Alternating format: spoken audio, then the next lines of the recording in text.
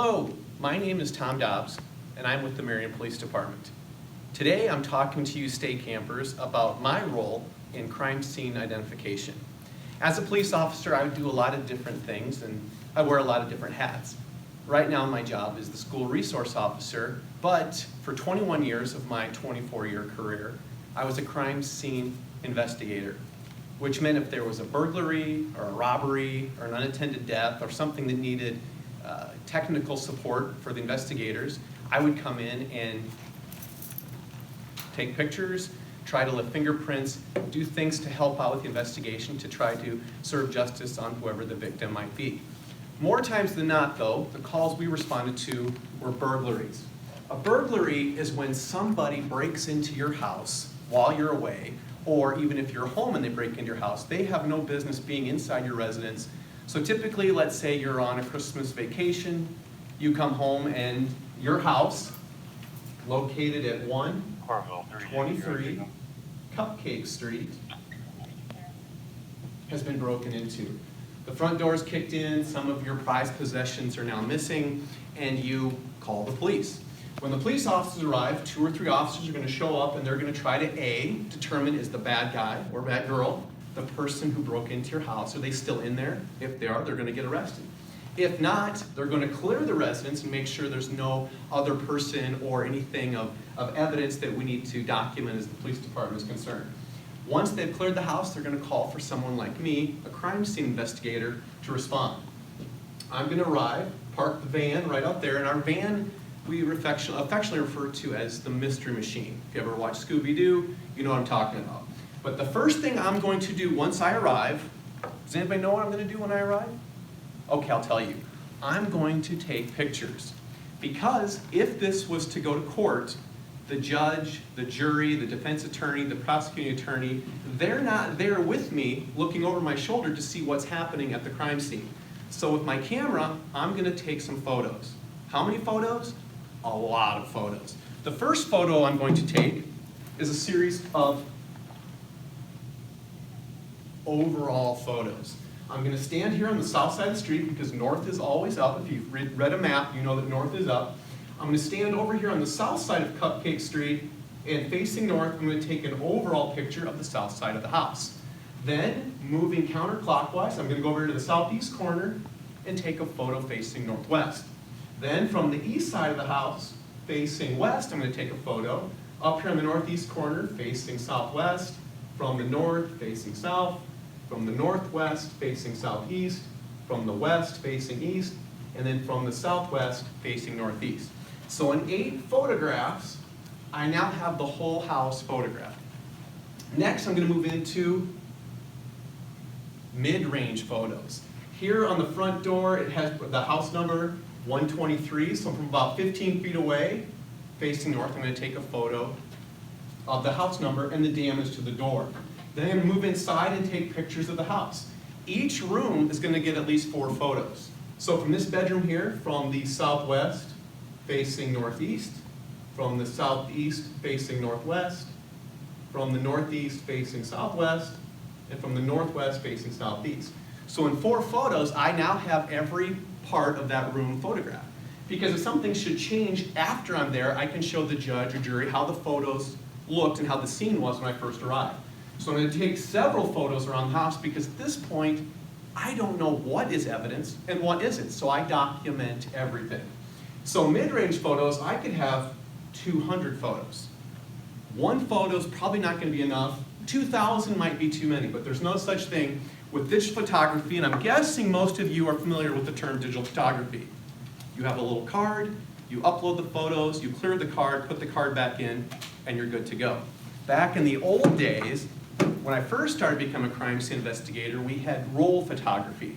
Now, some of you grown-ups out there know what I'm talking about. You take a roll of film, you put it in the camera, you advance the roll, you take 24 photos tops, take the roll out, take it to Walgreens or Walmart or whoever. They develop the photos. 60 minutes later, you hope your photos turned out, and there are your prints.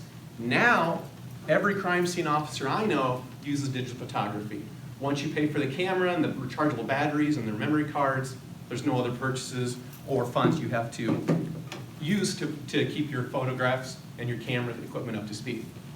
So once I'm done with the mid-range photos, now we go to close-up photos. On the broken door here, maybe there was some blood where the person that broke the door left some DNA evidence behind. I'm going to use close-up photos for that. And when I use close-up photos, I'm going to use a ruler for reference. Because let's say I take a picture of that door and there's a fingerprint there in the blood. So let's say we have a fingerprint. That's a rough estimate. I'm not an artist, boys and girls. I'm going to take a photo of it as it is, and then with a reference scale, a ruler, I'm going to take a photo to show exactly how big that fingerprint was. Is that a foot? Is that an inch? Is that a millimeter? Now with the reference scale, I know what it is. So after I've done all of my photographs, and I do the photographs first because if I was to come back and find evidence and then take pictures of it, now my evidence isn't court admissible because I've tampered with it. So I take photos first, and as we move through the house, we see with the homeowner, who let's say the homeowner works for Coca-Cola. Coca-Cola bottling, Atlantic distributors, and in the house is a Pepsi bottle. Now they're going to say, hey, Officer Daubs, that's not ours. I don't know where that came from, but that's definitely not ours. So let's say that's sitting on the coffee table. Does anybody know what I'm going to do when I find that on the coffee table, this Pepsi bottle that's not supposed to be in the house? I'm going to take a photo. I'm going to take a mid-range photo to show where it's at in relation to the rest of the house. Then I'm going to take some close-up photos of the bottle as it was. The barcode, the expiration, everything on the bottle that could be of evidence. Now, once I've seized that bottle, I'm going to process it for fingerprints. And to process it for fingerprints, I'm going to use a dust brush. This is an ostrich feather fiberglass brush simply used to apply the charcoal print to the item of evidence, looking for any kind of fingerprints that may have been left behind. As I do that, the black particles of the powder will attach itself to the fingerprint. Hopefully that shows up. And once we found the fingerprint, does anybody know what I'm going to do next after I found a fingerprint? Hopefully your answer is take a picture. Because if I try to lift this fingerprint and let's say Officer Daubs is Mr. Butterfingers and I wipe it away, now I have no proof that I found that fingerprint. So with a photograph, as I found it, and then as a photograph with the reference scale, now I can reproduce this with a computer and show the exact dimensions, the exact size, shape, and scale of that fingerprint. I can use that for evidence purposes. But once I've found the fingerprint, photographed the fingerprint, now I'm going to lift the fingerprint. To do that, I'll use a hinge lifter, something like this. There is a sticky side and a clear side. I take the clear adhesive away, place it over the fingerprint, and as I lift it off, you will see that that's the lifted fingerprint. This is something that can be used in court to show the judge and the jury the fingerprint that was found on this pop bottle that didn't belong in this house at 123 Cupcake Street. Now, once I've lifted that fingerprint, it becomes evidence. Our department partners with the Cedar Rapids Police Department, and they have what's called an AFIS terminal, Automated Fingerprint Identification System. So they are going to submit this lifted fingerprint to that terminal, and it's going to come back within a couple of hours, not like on TV where it's 33 seconds, but usually a couple hours they're going to come back and say this fingerprint belongs to Christopher Lee Schuster of La Crosse, Wisconsin. Now, does that mean that Christopher Lee Schuster is the one that broke into this house at 123 Cupcake Street? No, it just means he is a person of interest. So our detectives track down Mr. Schuster, and they find out that Mr. Schuster is a semi-driver for Pepsi. Now, that would make sense. He probably put his fingerprint on there as he's delivering soda to convenience stores and Hy-Vee stores around the area. Or we find out that Christopher Schuster used to work with the homeowner at this residence, got fired, and swore he was going to get even with that homeowner. Something like that, that's evidence. That gives us some more leads, some more clues to follow up on solving this case. Regardless, let's say We do a check on vehicles registered to Mr. Schuster, and we find out that he has a white Dodge van. And the neighbors say that shortly before the cops showed up, they saw a white Dodge van that had tinted windows in front of the house. Upon speaking with Mr. Schuster, he has a white Dodge van with tinted windows. Everything is clues. We're trying to gather as many clues as possible so that if this goes to court, the judge, the jury, whoever the case may be, can say, yes, there's enough evidence to find this person was guilty. From that point, after we've taken the photos, we looked at the fingerprints, we've talked to the person, maybe we have enough evidence to charge them with the crime, and then they would have to serve their time in jail or whatever the case may be. As a crime scene investigator, my job is not to convict people for committing crimes. My job is to collect as much evidence as I can to show the judge and jury, this is what the scene looked like, this is the evidence that was found, this is how the evidence was processed. I was certified and trained to do this in an appropriate manner so that it is believable and it is admissible in court, and then the judge decides from there. But when I talk about fingerprints, this is the latent one, the one that was found at the scene. What we're doing when we try to locate that fingerprint is compare the one that we found to ones that we have on file. The FBI has millions and millions of fingerprint cards like this. What that system that Cedar Rapids does, it takes the one we found and it matches it by a computer to all the fingerprints on file. They're going to find that this print right here is the right thumbprint on that card there to Mr. Schuster. That's how we know if this is the person that not committed the crime, but the person of interest. We want to find out why a fingerprint to Chris Schuster on this pop bottle was in this house. That gives us probable cause to interview or talk to the person and then build a case and go from there. When I'm talking about fingerprints, there are 3 types of fingerprints that people have. This one right here is called the loop. It loops up and loops back. This is in about 65% of the population will have a loop style fingerprint like that. Next up is the arch.